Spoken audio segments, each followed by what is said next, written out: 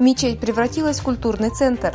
Стало известно, что китайские коммунисты-атеисты, которые пытались снести и разрушить бесчисленное количество мечетей и даже домов людей, поддерживающих турецко-исламскую цивилизацию и уйгурскую культуру, превратили мечеть в Кюльдже в культурный центр. На основании публикаций Uyghur News в Твиттере, который формирует контент, в том числе с помощью материалов из китайских соцсетей, стало известно, что мечеть Тёт-Дукан в городе Кюльджа в Восточном Туркестане превратили в центр культуры и спорта. Британия. Совет ООН по правам человека стал битвой с Китаем.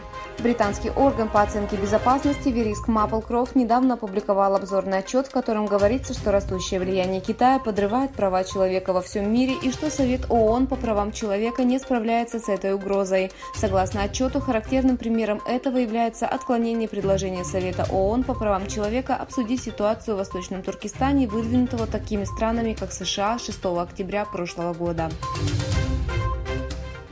Большой ифтар в Стамбуле. 2 апреля 2023 года в Османском зале бракосочетаний в районе Küçükçekmece в Стамбуле состоялась встреча «Братство Ифтар». В мероприятии, организованном под руководством Международного союза НПО Восточного Туркестана, приняли участие тысячи граждан и религиоведы, представители интеллигенции, а также лидеры мнений.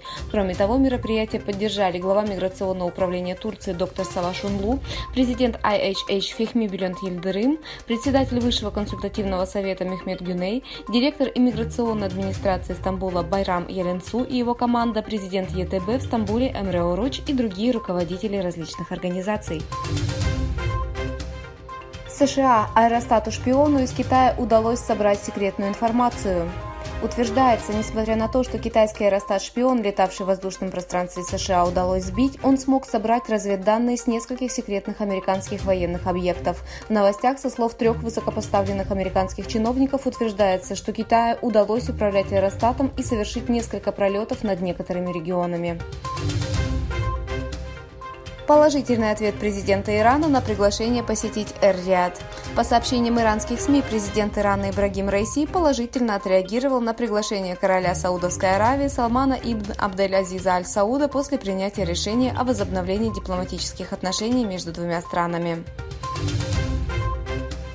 Малайзия. Мы готовы обсуждать с Китаем проблему Южно-Китайского моря.